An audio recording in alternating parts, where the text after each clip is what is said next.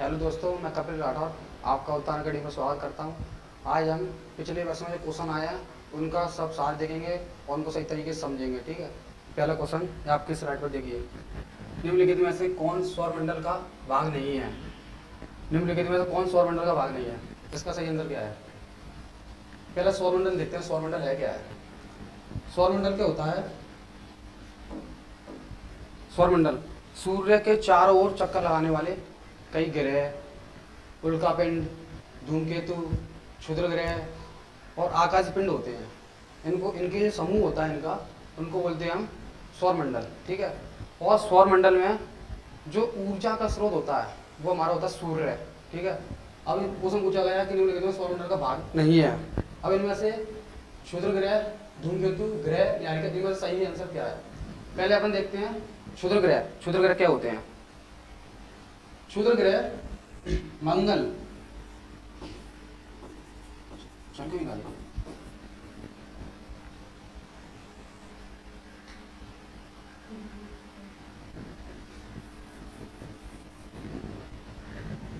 क्षुद्र ग्रह मंगल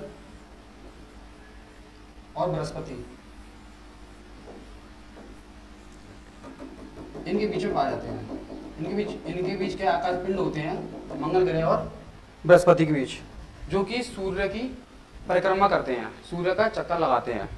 कुछ आकाशीय पिंड उनको बोलते हैं क्षुद्र ग्रह। क्षुद्र ग्रह का निर्माण कैसे होता है? जब कुछ ग्रह या फिर दो ग्रह, कोई भी ग्रह हो, आपस में टकराते हैं तो टकराने से विस्फोट होता है। विस्फोट होने से कुछ टुकड़े निकलते हैं।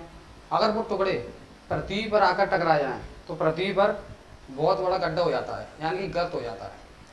जैसे कि मान लो एक झील का निर्माण हुआ हो, मान सकते हैं, जैसा अपन उदाहरण ले सकते हैं, महाराष्ट्र में एक लोनार झील है, वो किसी क्षुद्र ग्रह के टकराने के कारण ही वो गर्त हुआ है बहुत बड़ा। और एक क्वेश्चन और पूछा जाता है कि ऐसा कौन सा क्षुद्र ग्रह है जिसे हम नंगी आंखों से देख सकते हैं? फोरवेस्टा। उस क्षुद्र ग्रह का नाम क्या है?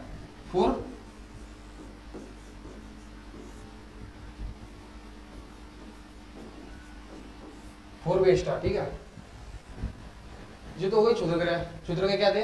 जो मंगल ग्रह और बृहस्पति के बीच में जो आकाशीय पिंड पाए जाते हैं इनको बोलते हैं क्षुद्र ग्रह।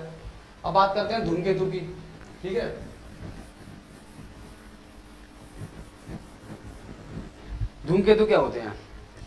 धूमकेतु जो सौरमंडल होता है, सौरमंडल का जो बाहरी सिरा होता है, उनके बाहर की ओर कुछ आकाशीय पिंड होते हैं जिनको हम धूमकेतु बोलते हैं। धूमकेतु को दूसरा नाम है पुच्छल तारा। क्या नाम है? पुच्छल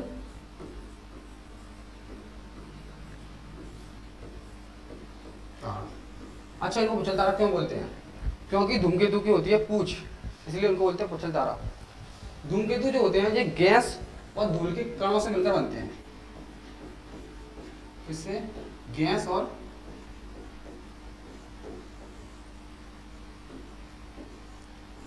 धूल के कणों से मिलते हैं, मिलकर बनते हैं धूमकेतु। ठीक है, धूमकेतु जो होता है वो हमको दिखता कब है? जब तक धूमकेतु पर सूर्य की किरण नहीं पड़ेगी तब तक हमको धूमकेतु दिखाई देगा। क्यों नहीं दिखाई देगा? क्योंकि सूर्य की किरण जब धूमकेतु पड़ती है तो वो चमकदार कर देती है उसको, तभी हमको दिखाई देता है। एक धूमकेतु होता है हेले, जो कि हमको 76 वर्ष के अंतराल में दिखाई देता है। पिछली बार हमको ये 1986 में दिखाई दिया था हेले धूमकेतु। हेले नामक धूमकेतु पिछली बार हमको 1986 में दिखाई दिया था। अब अगली बार कब दिखाई देगा? इसमें 76 वर्ष जोड़ दो, क्योंकि हेले धूमकेतु जो है 76 वर्ष के बाद दिखाई देता है। कितने वर्ष के बाद? 76 वर्ष के बाद। अब कब दिखाई देगा? 76 वर्ष में अपन ऐड कर लो।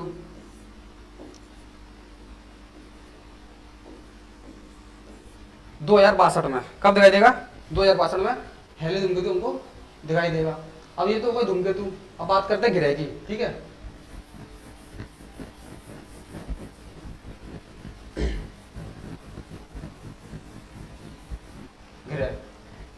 ग्रह होते हैं 8 प्रकार के। ठीक है, ग्रह होते हैं 8 प्रकार के: बुध, शुक्र, पृथ्वी, मंगल, बृहस्पति, शनि, अरुण और वरुण। एक और था नवा और था प्लेटो, उसको हटा दिया है क्योंकि वो क्या करता था, अपनी कक्षा के अलावा औरों की कक्षा में भी चक्कर आने लगा था, इसलिए उसको हटा दिया। ग्रह थे अपने 8 प्रकार के, एक था बुध,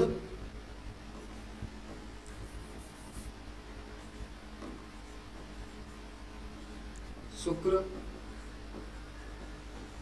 पृथ्वी, मंगल, बृहस्पति,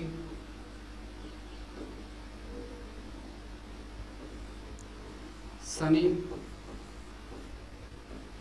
अरुण और वरुण। ये बुध जो है ये सूर्य के सबसे निकट होता है, सूर्य के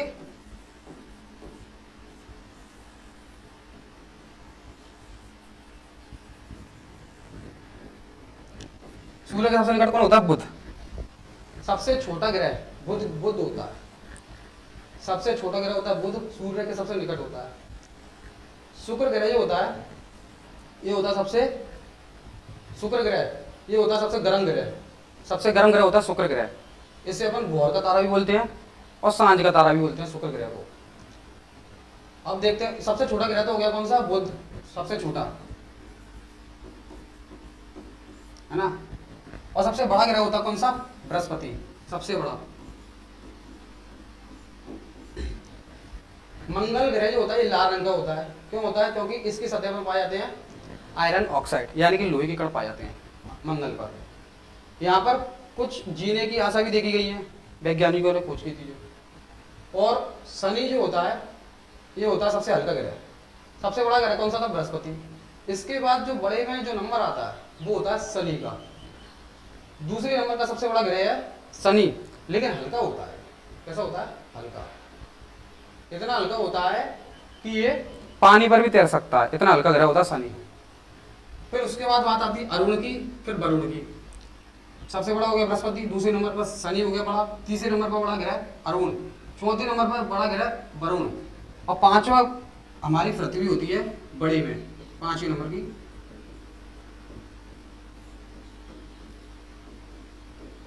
पांचवा बड़ा ग्रह कौन सा है? पांचवा बड़ा ग्रह है पृथ्वी, ठीक है। और पृथ्वी जो है यहीं पर अपन रहते हैं। अब ये तो होगा अपने ग्रह, ठीक है। अब देखते हैं न्यायिका को, इसको देखते हैं न्यायिका को।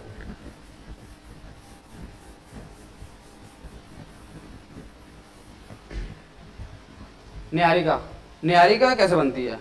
जब कोई तारा लास्ट स्टेज में पहुंच जाए, लाल दानव तारा में बदल जाए, उसके बाद उसकी सतह होती है उनकी, उनसे निकलती है प्रकाश, विकिरण निकलते हैं, मतलब आग निकलती है। तारा लास्ट स्टेज में होता है, खत्म होता है तारा समय, उस समय निर्माण होता है न्यायिका का।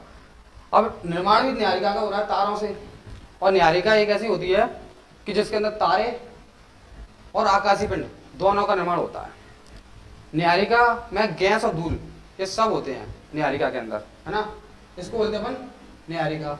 अच्छा, हम जिस गैलेक्सी में रहते हैं, मनुष्य जिस गैलेक्सी में रहता है, उस गैलेक्सी के बाद या उस गैलेक्सी के अतिरिक्त जितनी भी गैलेक्सियां हैं उसको अपन न्यायिका बोलेंगे। हम किस गैलेक्सी में रहते हैं? आकाशगंगा। किसमें रहते हैं?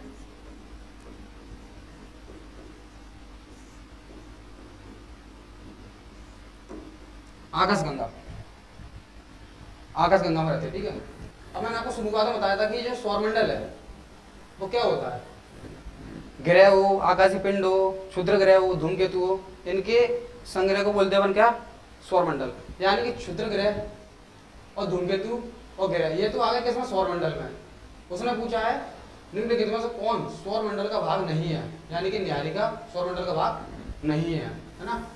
अब देखते हैं अपन अगला क्वेश्चन। अगला क्वेश्चन है सिंधु घाटी स्थल कालीबंगन किस प्रदेश में है? इसका आंसर बताइए आप।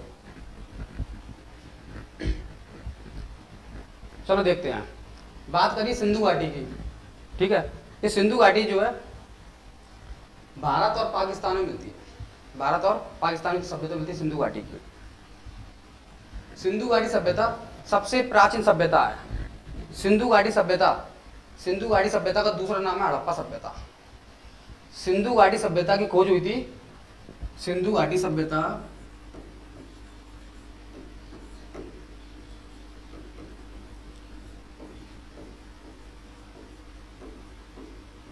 का दूसरा नाम क्या है? दूसरा नाम, सेकंड नेम, हड़प्पा।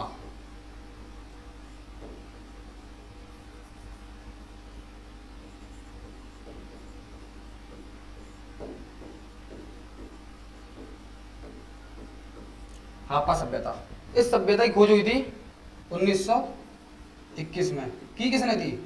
राय बहादुर दयाराम साहनी।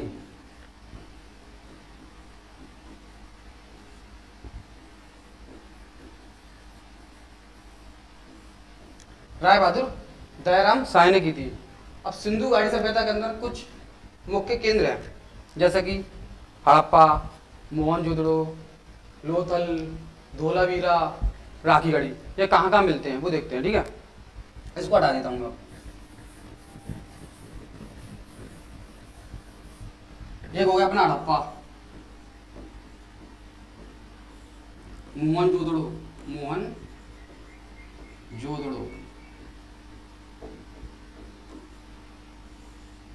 धोलावीरा,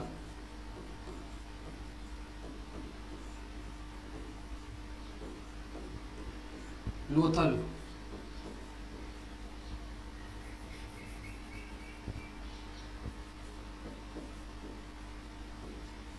और राखीगढ़ी।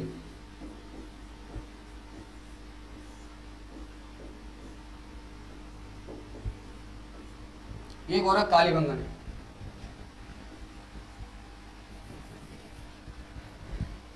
कालीबंगन तो अपना यही है ना, ये कालीबंगन। इसको इधर बता देंगे अलग से। हड़प्पा और ये मोहनजोदड़ो दोनों मिलते हैं पाकिस्तान में। क्या मिलते हैं? पाकिस्तान में। इन दोनों के स्थल मिलते हैं पाकिस्तान में। धोलावीरा और लोथल के स्थल मिलते हैं गुजरात में।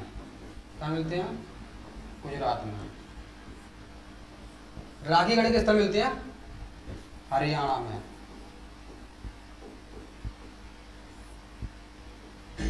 ठीक है। हड़प्पा और मोहनजोदड़ो ये दोनों कहाँ हैं? पाकिस्तान। धोलावीरा और लोथल ये दोनों कहाँ हैं? गुजरात। राखीगढ़ी कहाँ है? हरियाणा में। और कालीबंगन की बात करते हैं। कालीबंगन के बारे में तो पूछा ही गया है। तो जो कालीबंगन है ये दो शब्दों से मिलकर बना है। एक तो काले रंग और बंगन। इसको हटा देते हैं, ठीक है। यही पेपर के लिए इम्पोर्टेंट होगा, इसलिए बता दिया। कालीबंगन दो रंगों से, दो शब्दों से मिलकर बनाइए, काले रंग और बंगन से।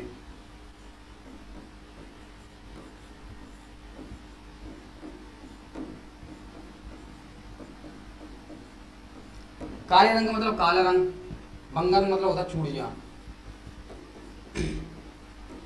यानी कि काले रंग की चूड़ियां, है ना, काले रंग की चूड़ियां। अब एक कालीबंगन जो है इसकी स्थापना हुई थी, वो सॉरी इसकी खोज हुई थी 4000 ईसा पूर्व, 4000 ईस्वी पूर्व में, 4000 ईसा पूर्व में। और इसकी जो स्थापना हुई थी 1952 में अमलानंद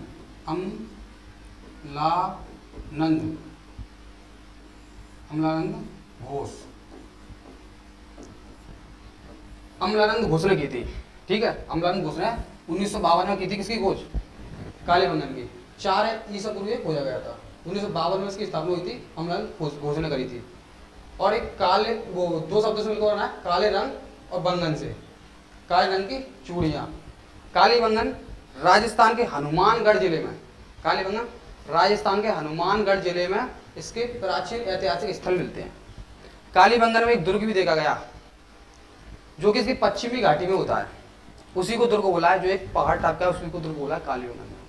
तो इसका क्वेश्चन है इसमें, सिंधु घाटी स्थल कालीबंगन किस प्रदेश में है? राजस्थान में। कहाँ पे है? राजस्थान में। और राजस्थान में भी कहाँ पर? हनुमानगढ़ जिले में। कहाँ पर? हनुमानगढ़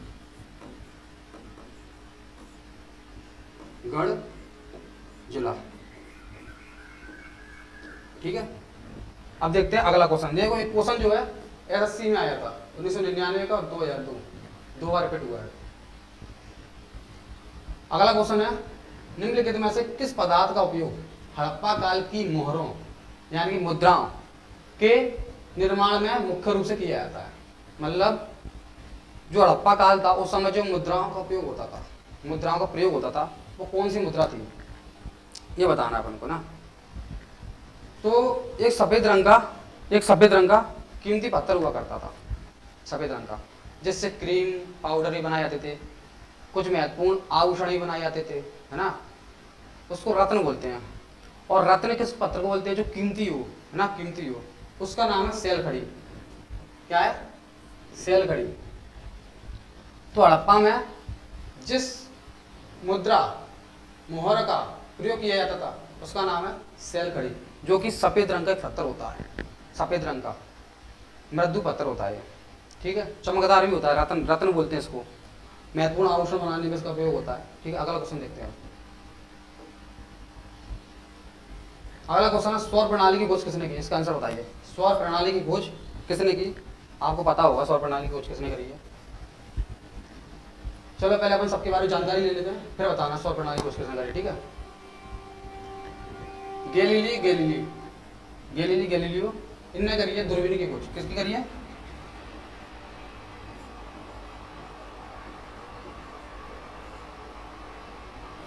दूरबीन खोज किसने करी है? गैलीलियो ने। J.L. बेयर, इनका पूरा नाम है जॉन लॉगी बेयर। जॉन लॉगी बेयर। जॉन लॉगी बेयर ने करी है, किसकी खोज करी है? टेलीविजन की। किसकी करी है? टेलीविजन।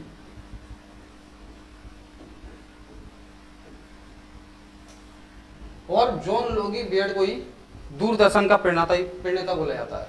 क्या बोला जाता है? दूरदर्शन का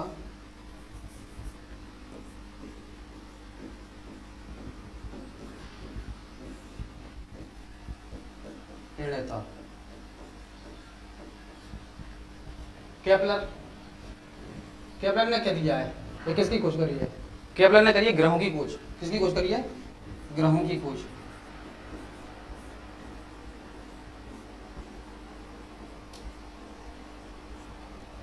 ग्रहों की गति के नियम केपलर ने दिए हैं।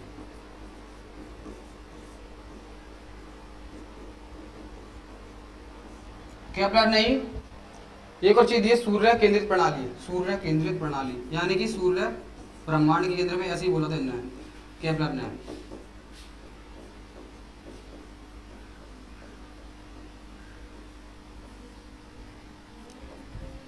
और कोपरनिकस ने किसकी खोज करी है? कोपरनिकस ये पोलैंड के वैज्ञानिक, खगोलशास्त्री, गणितज्ञ हैं। इन्होंने कहा था कि ये पृथ्वी है, कोपरनिकस ने कहा था कि जो पृथ्वी है वो अंतरिक्ष के केंद्र में होती है, लेकिन ऐसा होता नहीं है। बाद में गलत शब्द हो गया था। पृथ्वी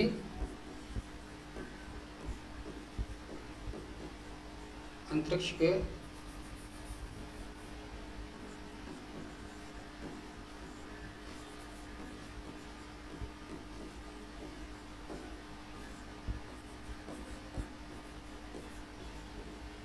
केंद्र में होती है, ये बात बोली थी किसने?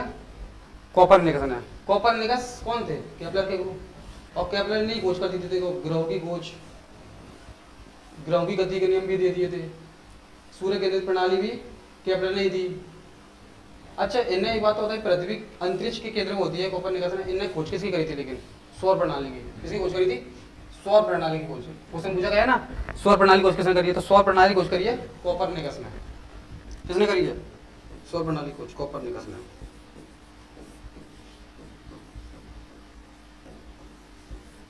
इसका राइट आंसर होगा कोपरनिकस।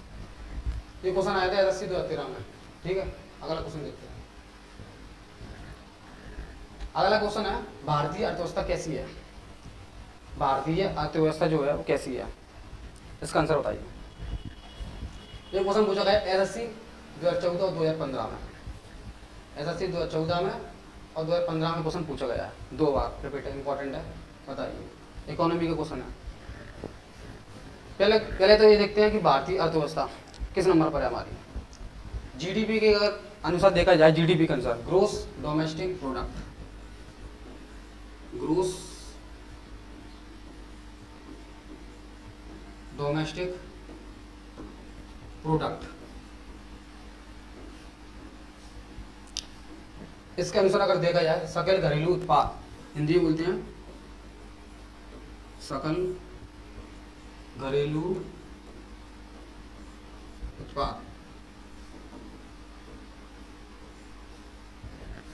इसके अनुसार अगर देखा जाए तो भारत की अर्थव्यवस्था है वो 90 नंबर की है। कौन सी है? नवी अर्थव्यवस्था, नवी अर्थव्यवस्था हमारी। और हम भौगोलिक स्तर पर 7वें नंबर पर आते हैं। भारत क्षेत्रों की दृष्टि से पूरे देश में 7वें नंबर पर आता है। पहला सबसे बड़ा देश है रूस, और जनसंख्या की दृष्टि से आते हैं दूसरे नंबर पर। अर्थव्यवस्था की बात हो रही है, किसकी? अर्थव्यवस्था की। अर्थव्यवस्था में हम आते हैं 90 नंबर पर। कौन से नंबर पर आते हैं? 90 नंबर पर। पहले देखते हैं पूंजीवादी अर्थव्यवस्था क्या होती है, फिर उसके बाद देखेंगे साम्यवादी अर्थव्यवस्था क्या होती है, फिर मिश्रित, फिर स्वतंत्र। पूंजीवादी अर्थव्यवस्था।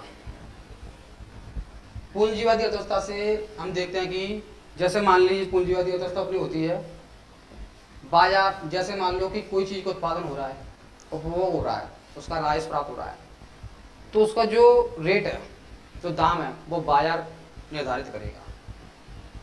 निजी क्षेत्र के जो लोग होंगे, निजी कंपनियां होंगी, वो निर्धारित करेगी। सरकार इसमें कोई हस्तक्षेप नहीं कर सकती पूंजीवादी अर्थव्यवस्था में। ये होती है पूंजीवादी अर्थव्यवस्था। लोग मांग के अतिरिक्त, मांग के और आपूर्ति के अनुसार, मांग कितनी है, आपूर्ति कितनी है, उसकी डिमांड कितनी है, मतलब उसके हिसाब से अपनी कीमत निर्धारित करते हैं। जैसे कि देखा जाए अमेरिका में, ब्रिटेन में और यूरोप के कई ऐसे देश हैं जहां पर पूंजीवादी अर्थव्यवस्था उपयोग होती है। साम्यवादी अर्थव्यवस्था की बात करते हैं। साम्यवादी अर्थव्यवस्था क्या है? साम्यवादी अर्थव्यवस्था जो है इस सरकारी अर्थव्यवस्था है, समाज की। इसमें जो उत्पादन होगा, जो उपभोग होगा, जो वितरण होगा, राजस्व वगैरह जो भी होगा वो सरकार करेगी। समाज का कल्याण की बात है, सरकार समाज के कल्याण के लिए समान रूप से कीमत निर्धारित करेगी, है ना। इसको बोलते हैं साम्यवादी अर्थव्यवस्था। इसमें निजी क्षेत्र नहीं होता। पूंजीवादी में था, साम्यवादी में निजी क्षेत्र नहीं होता। इसमें सरकार कीमतें निर्धारित करती है। और इसको उदाहरण भी देख लो, जैसे पूंजीवादी के थे अमेरिका, यूएसए, मान लो यूएसए, अमेरिका, ब्रिटेन यानी कि यूके, और यूरोप के कई देश। यूरोप के कई देश पूंजीवादी अर्थव्यवस्था के उदाहरण है, ठीक है। साम्यवादी अर्थव्यवस्था के भी कुछ उदाहरण है। चीन है, म्यांमार है,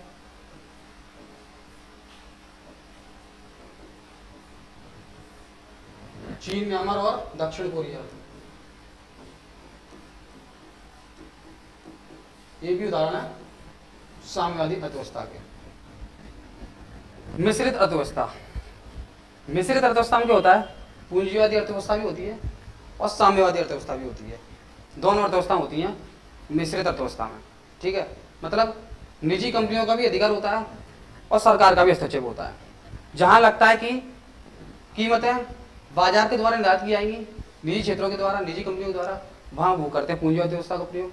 और जहां लगता है कि समाज के कल्याण की बात है तो सरकार देखती है प्रोसेस। ये होती है मिश्रित अर्थव्यवस्था। और मिश्रित अर्थव्यवस्था कहाँ पर है? हमारे भारत में। हमारी भारत की अर्थव्यवस्था मिश्रित अर्थव्यवस्था है। भारतीय अर्थव्यवस्था कौन सी है? मिश्रित। यही क्वेश्चन पूछा गया, देखो भारतीय अर्थव्यवस्था कैसी है, तो मिश्रित अर्थव्यवस्था भारतीय अर्थव्यवस्था है। अच्छा, ये स्वतंत्र अर्थव्यवस्था क्या है? स्वतंत्र अर्थव्यवस्था दो प्रकार की है। स्वतंत्र है खुली, स्वतंत्र यानी खुली, स्वतंत्र यानी खुली। दो प्रकार के होते हैं, खुली और बंद। जिस देश में विदेशी व्यापार हो रहा हो, आयात निर्यात लगातार चल रहा हो, उसको बोलते हैं खुली यानी स्वतंत्र अर्थव्यवस्था। बंद, बंद अर्थव्यवस्था कौन सी होती है? जिस देश में विदेशी व्यापार नहीं हो रहा हो, आयात निर्यात नहीं हो पा रहा हो, उसको बोलते हैं बंद अर्थव्यवस्था, ठीक है। तो इस क्वेश्चन का आंसर था भारतीय अर्थव्यवस्था कैसी है? मिश्रित अर्थव्यवस्था, ठीक है। 2 बार क्वेश्चन पूछा गया एसएससी में, 14 में, 15 में। अब देखते हैं अगला क्वेश्चन। मिश्रित अर्थव्यवस्था का क्या अभिप्राय है? अभी बताया था पीछे। मिश्रित अर्थव्यवस्था कौन सी अर्थव्यवस्था है? जिसमें निजी क्षेत्र भी आता हो और सरकारी क्षेत्र दोनों हो, दोनों का सहअस्तित्व हो, दोनों मिले हो, उसको बोलते हैं मिश्रित अर्थव्यवस्था। ये वाला सरकारी और निजी क्षेत्र का सहअस्तित्व होता है, उसको बोलते हैं मिश्रित अर्थव्यवस्था। ठीक है, ये भी क्वेश्चन 2 बार पूछा गया, देखो 2013 में और 2015 में। सरकारी का मतलब पता ही है अपने, जिसकी रेट है, जिसकी कीमत है, सरकार के द्वारा निर्धारित की जाए। और निजी क्षेत्र का मतलब पता ही है, जिसकी कीमत है बाजार में कौन निर्धारित करेगा, निजी कंपनियां, प्राइवेट रूप से निर्धारित की जाती हैं, उसको बोलते हैं अपन पूंजीवादी अर्थव्यवस्था। और जो सरकार तय करती है वो साम्यवादी अर्थव्यवस्था है। अगला क्वेश्चन है अपना, B.R. अम्बेडकर और महात्मा गांधी के मध्य सन 1932 में हस्ताक्षरित पूना समझौते में प्रावधान था। बता इसका आंसर क्या है। ये सन 1932 में जो हस्ताक्षर हुआ है, हस्ताक्षरित पूना समझौता, ये हुआ है 24 सितंबर को। कब हुआ है? 24 सितंबर को 1932 में। ठीक है, और जो B.R. अम्बेडकर और महात्मा गांधी के बीच ये समझौता जो हुआ है, ये यरवदा सेंट्रल जेल में हुआ था। कहाँ हुआ था? यरवदा सेंट्रल जेल में। ऐसा माना जाता है कि B.R. अम्बेडकर जी ने, भीमराव अम्बेडकर जी ने इस समझौते पर बेमन से ही, मतलब इनका मन नहीं था सिग्नेचर करने का, हस्ताक्षर करने का इनका मन नहीं था, लेकिन इन्हें किया। क्यों मन नहीं था? क्योंकि दलित वर्ग के जो लोग थे, दलित वर्ग के, उनके साथ नाइंसाफी हो रही थी। कैसे? दलित वर्ग का मतलब पता है ना, जो निम्न जाति के लोग होते हैं, जिनका शोषण होता है, बहिष्कृत होता है समाज में, उनको बोलते हैं हम दलित वर्ग के लोग। तो उस समय क्या हो रहा था कि जो अलग से निर्वाचन का क्षेत्र था दलित वर्गों के पास, वोट देने का अधिकार भी था दो तरफ से, लेकिन वो समाप्त कर दिया था किसने? ये दोनों समाप्त हो गए थे पूना समझौते में। और इन्हें किया क्या था, प्रांतीय जो विधानमंडल थी स्टेट लेवल की, उसमें इनकी जो आरक्षित सीटें थी उनकी संख्या थी 71, उसको बढ़ाकर कर दिया था 148। और केंद्र के लेवल की थी जो विधानमंडल में, उनको कर दिया था 18%। इसी कारण B.R. अम्बेडकर का बिल्कुल मन नहीं था कि इस पर समझौते पर हस्ताक्षर किए जाए, लेकिन उन्होंने किए थे। और जो दलित वर्ग था, कौन सा वर्ग? दलित वर्ग, जिनको निम्न जाति का बोला जाता है, इनके लिए महात्मा गांधी ने एक शब्द दिया था, हरिजन। क्या शब्द दिया था? हरिजन। इनको हरिजन कहा जाए, इनको दलित वर्ग में ना गिनाया जाए, इनको हरिजन कहा जाए। हरिजन क्यों दिया इनका नाम? क्योंकि हरि का मतलब होता है भगवान, ईश्वर। हरि का मतलब क्या होता है? ईश्वर। और जन मतलब लोग, मतलब भगवान के लोग, है ना। इसलिए इन्होंने, महात्मा गांधी ने ये नाम दिया हरिजन। किसने दिया? महात्मा गांधी ने। और कुछ समय पश्चात महात्मा गांधी ने हरिजन नाम का एक समाचार पत्र भी निकाला। लेकिन हुआ क्या कि जो हरिजन शब्द महात्मा गांधी ने निकाला था, कुछ समय के बाद इसको हटा दिया। इसकी जगह पर अनुसूचित जाति का प्रयोग करने लगे, SC, शेड्यूल कास्ट।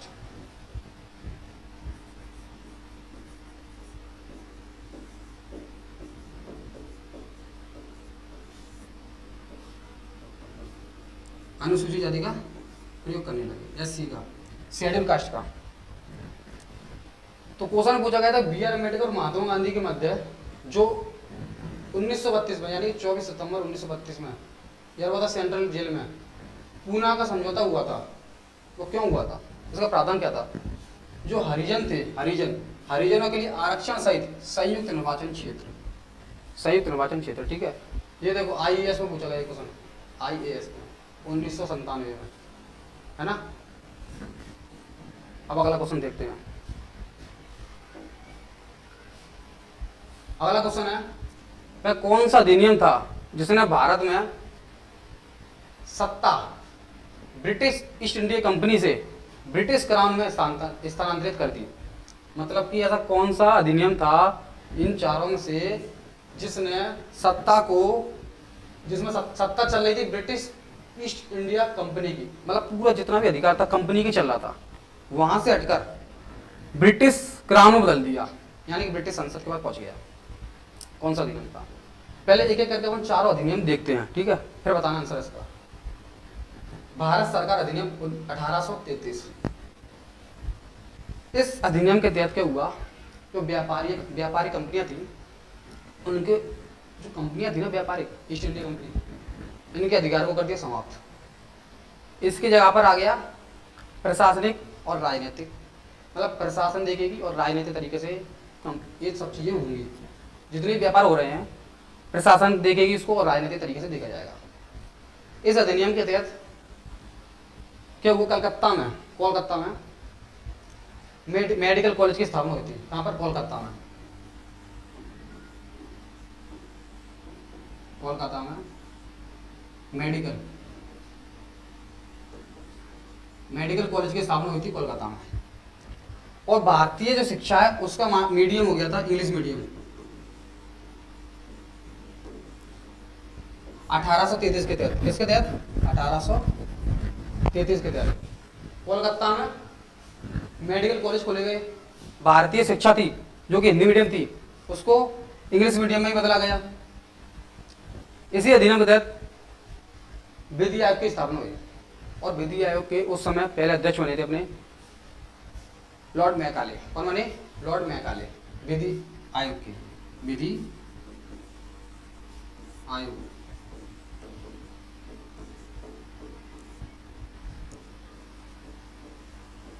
अध्यक्ष बने थे उस समय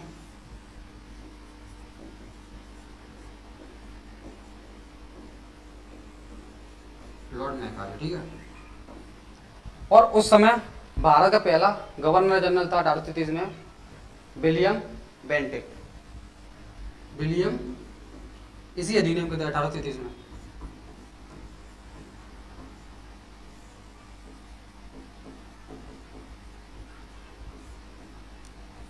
और सबसे मेन बात इसकी अधिनियम की 1833 वाले की, 1833 के अधिनियम में दास प्रथा को गैर कानूनी घोषित किया गया। और 1943 में जाके दास प्रथा पर लगा दी रोक। दास प्रथा का मतलब तो जानते होंगे, दास प्रथा यानी स्लेवरी, यानी कि गुलामी, जिनका शोषण किया जाता था, जिनको निम्न समझा जाता था, जिनसे काम कराया जाता लेकिन पैसे दिए नहीं दिए, वो दास प्रथा समाप्त हुआ था 1943 में। लेकिन इस अधिनियम के तहत कौन सा अधिनियम? 1833 के अधिनियम के तहत, ठीक है। अब बात करते हैं 1835 के अधिनियम की। 1835 का अधिनियम शिक्षा का अधिनियम था। कौन सा? शिक्षा का। 1835 का अधिनियम शिक्षा का अधिनियम था। इस अधिनियम में जब 1833 का अधिनियम था उस समय विलियम बेंटिक कौन थे? गवर्नर जनरल थे। कौन थे? Governor general. तो 1835 में गवर्नर जनरल विलियम बेंटिक ही थे। विलियम बेंटिक ने बात की थी शिक्षा के ऊपर कि शिक्षा के लिए जितना उचित खर्च हो सके उतना किया जाए, लेकिन बाद में शिक्षा अच्छी दिलाई जाए। ये था भारत सरकार अधिनियम 1835 का। अब भारत सरकार अधिनियम 1947 में क्या हुआ? 4 जुलाई 1947 को माउंटबेटन ने एक प्रस्ताव पारित किया, मतलब भेजा। पहले तो पारित तो बाद में हुआ, पहले भेजा। फिर 18 जुलाई, पहले 4 जुलाई की, इसको हटाते हैं।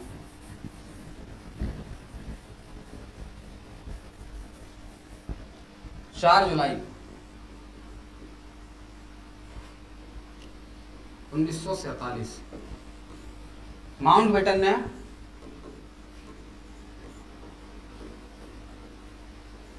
एक प्रस्ताव भेजा। फिर 18 जुलाई 1947 को 18 जुलाई 1947 को अधिनियम पारित हुआ। 18 जुलाई 1947 को अधिनियम पारित हुआ। इसी अधिनियम के तहत और इस प्रस्ताव के तहत हमको आज़ादी मिली थी। कब? 15 अगस्त 1947 को। 15 अगस्त 1947 को। तब धाराएं कितनी थी? 20। अभी कितनी है? 355। उस समय धारा कितनी थी? 20 धाराएं थी।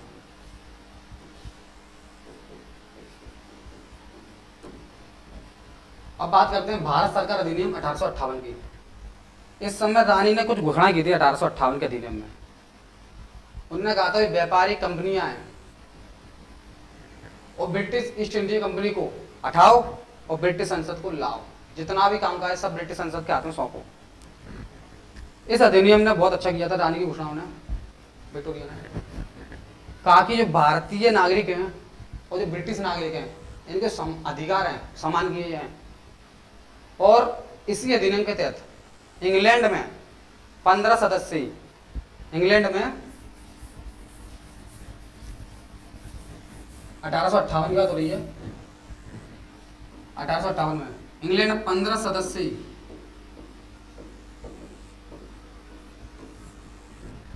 भारतीय परिषद बनाई गई, जिसका अध्यक्ष भारतीय सचिव होगा।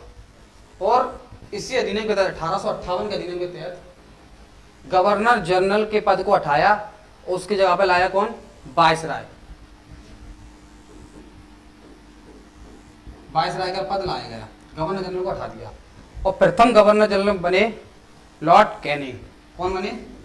Lord Canning.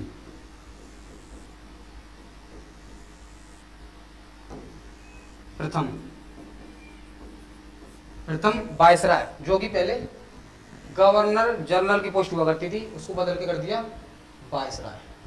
प्रथम कौन बने? Lord Canning. इसी अधिनियम के तहत भारत को, मतलब भारत में जो दोहरा शासन हुआ करता था, दोहरा शासन यानी कि व्यापारिक कार्य उसको कोई और देखेगा, राजनीतिक कार्य उसको कोई और देखेगा, इन दोनों को हटाया दोहरे शासन को, कोई नहीं देखेगा, केवल ब्रिटिश संसद देखेगी। ये भी अधिनियम 1858 अधिनियम के तहत ही हुआ था ये काम भी। तो क्वेश्चन है कि वह कौन सा अधिनियम था जिसने भारत में सत्ता ब्रिटिश ईस्ट इंडिया कंपनी से हटाकर ब्रिटिश क्राउन बदल दी।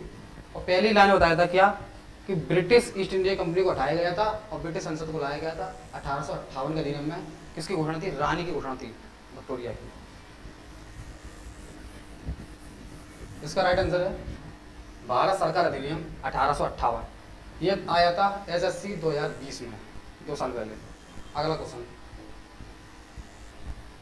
निम्नलिखित में से किसने स्वयं को हिंदुस्तान का तोता कहा है?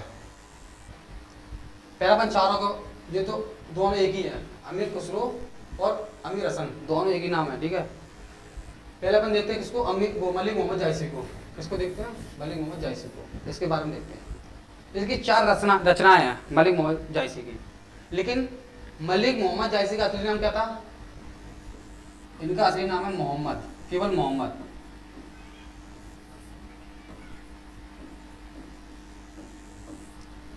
ये उत्तर प्रदेश के रायबरेली जिले के निवासी थे, जायस नामक स्थान के। रायबरेली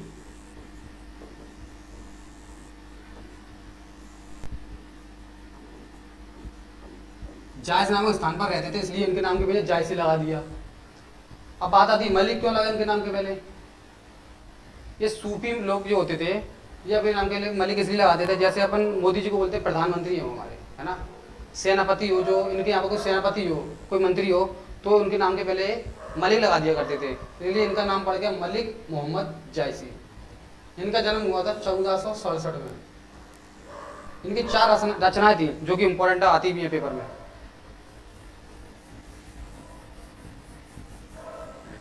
पहली है पद्मावत। पद्मावत किसने लिखी है? मलिक मोहम्मद जायसी ने। एक है अखरावट और एक है आखिरी कलाम।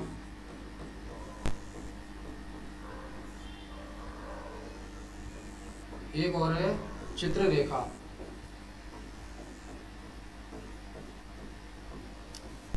पद्मावत में जो है चित्तौड़ के राजा रतन सेन और सिंहल द्वीप की, जिसका नाम था, अपन किसके नाम से जानते थे जिसको?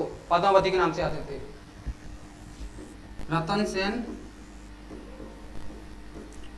और सिंहल द्वीप की।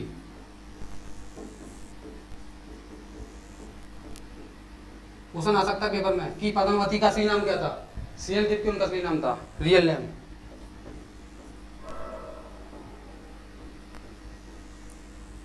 इन दोनों की प्रेम की गाथा बताई किसमें? पद्मावत में। और अखरावट में क्या बताया गया? जो वर्णमाला होती है उसका एक एक अक्षर, एक से उसके एक एक अक्षर के बारे में बताया गया अखरावट में, और चौपाइयों के बारे में बताया गया अखरावट में। आखिरी कलाम में किसके बारे में बताया गया है? आखिरी कलाम में जब इंसान की मृत्यु हो जाती है, उसकी जो मृत्यु के बाद जो दशा होती है, जो क्रियाक्रम होते हैं, उसके बारे में बताया गया आखिरी कलाम में। चित्र रेखा में किसके बारे में बताया गया है? इनकी 4 रचनाएं। अब चित्र रेखा में किसके बारे में बताया गया है? चित्र रेखा में चंद्रपुर की राजकुमारी चित्रलेखा, नाम ही उनका चित्रलेखा था। चंद्रपुर की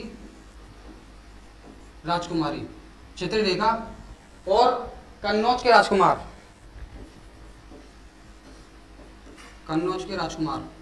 प्रीतम कुंवर, इन दोनों की प्रेम गाथा के बारे में बताया है। चंद्रपुर की राजकुमारी चित्रलेखा और कन्नौज के राजकुमार प्रीतम कुंवर, इन दोनों की प्रेम गाथा के बारे में बताया किसमें? चित्रलेखा में। ठीक है, ये थे मलिक मोहम्मद जायसी की रचनाएं। अब आते हैं रस खान के पास। रस खान,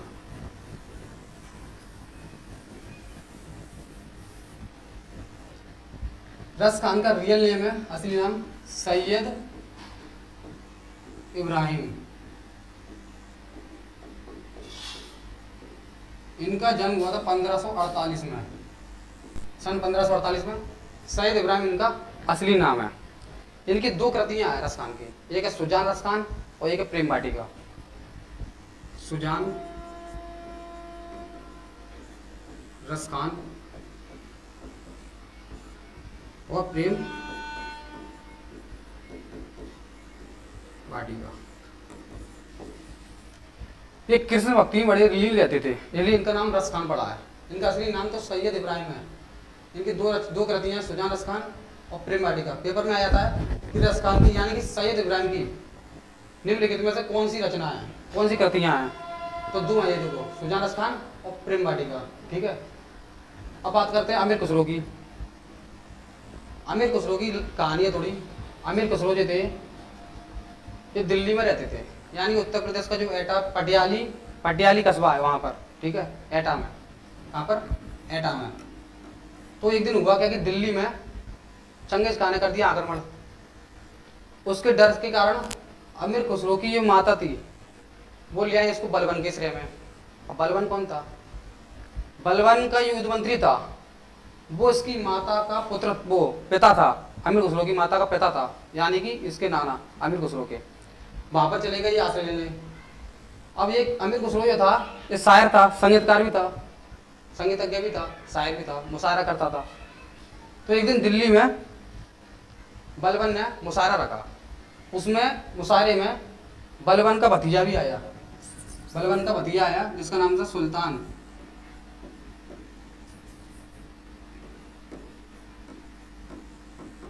मोहम्मद। सुल्तान मोहम्मद बलबन के भतीजे का नाम था। ये भी आया था, ये भी शायर था, लेकिन इतना अच्छा नहीं था जितना अमीर खुसरो था। अब अमीर खुसरो ने मुशायरे किए, शायरियाँ की, सुल्तान मोहम्मद को आ गई पसंद। ये अमीर खुसरो को अपने साथ ले गए कहाँ पे? मुल्तान। मुल्तान कहाँ है? जहाँ आज पाकिस्तान का पंजाब है, वही मुल्तान था पहले। जो मुल्तान ले गए किसको? अमीर खुसरो को। अब वहाँ पर 5 साल तक तो उसका शायरी में गुजारा हो गया किसका? अमीर खुसरो का। बढ़िया जीवन बीत गया। अब फिर उसके बाद मंगोलों ने कर दिया आक्रमण। पहले किया था किसने? चंगेज खान ने दिल्ली पर। अब कर दी मंगोलों ने आक्रमण। अब मंगोल सुल्तान मोहम्मद को और अमीर खुसरो को बंदी बना के ले गए हेरात में। कहाँ ले गए? हेरात। अब हेरात ले जाकर सुल्तान मोहम्मद का तो कर दिया सरकलम, अमीर खुसरो बच गए। कैसे बच गए? ये शायर थे, तो 2 साल तक इनकी बढ़िया शायरी सुनी किसने? मंगोलों ने। और फिर 2 साल बाद इसको रिहा कर दिया, जाओ तुम। अब अमीर खुसरो फिर गए कहाँ पे? बलबन के पास। बलबन तो उस समय हो गया था बीमार, और उसने अपनी सभी कहानी बताई कि ऐसा ऐसा हुआ, मंगोल ने आक्रमण किया था और हेरात में ले गए थे, और सुल्तान मोहम्मद था आपका भतीजा, उसका कर दिया था सरकलम। इसी कारण अमीर खुसरो 2 बार बचा। इसी कारण इसने अपने आप को स्वयं को हिंदुस्तान का तोता कहा है, क्योंकि ये शायर होने का कहानी बचता रहा, 2 बार बचा। हिंदुस्तान का तोता इसलिए इसने अपने आप को कहा है। ठीक है, इसका सही आंसर है अमीर खुसरो। अब देखते हैं अगली बारी देखते हैं अगला क्वेश्चन क्या है। अमीर खुसरो का जन्म कहाँ हुआ था? अभी बताया है, बताओ इसका आंसर क्या है। अमीर खुसरो का जन्म कहाँ हुआ था? एटा उत्तर प्रदेश पटियाली कस्बे में। कहाँ पर?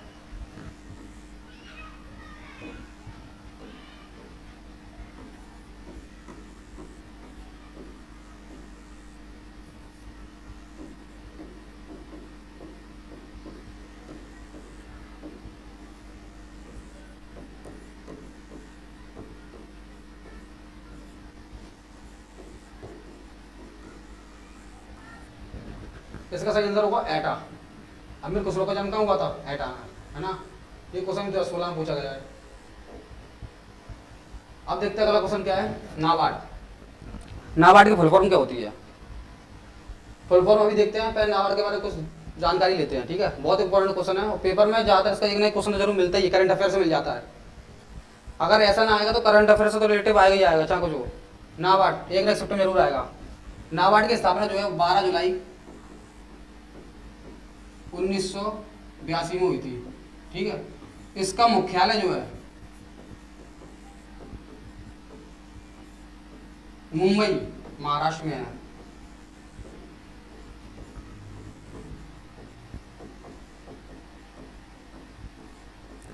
इसके अभी प्रबंध निर्देशक जो है नाबार्ड के, यानी कि एमडी मैनेजिंग डायरेक्टर, एमडी प्रबंध निर्देशक, वो है गोविंदा राजलू चिंताला। गोविंदा राजलू चिंताला। अब क्वेश्चन पूछा गया कि नाबार्ड का पूर्ण रूप क्या है? नाबार्ड का पूर्ण रूप होता है national bank for agriculture and rural development, यानी कि राष्ट्रीय, हिंदी में बोले तो राष्ट्रीय कृषि एवं ग्रामीण विकास बैंक, ठीक है। अच्छा, नाबार्ड करती क्या है? नाम ही छुपा है, राष्ट्रीय कृषि एवं ग्रामीण विकास बैंक, यानी कि गांव में कृषि से संबंधित कुछ ऋण लेना हो तो नाबार्ड देगी। नाबार्ड बैंक है, नाबार्ड देगी।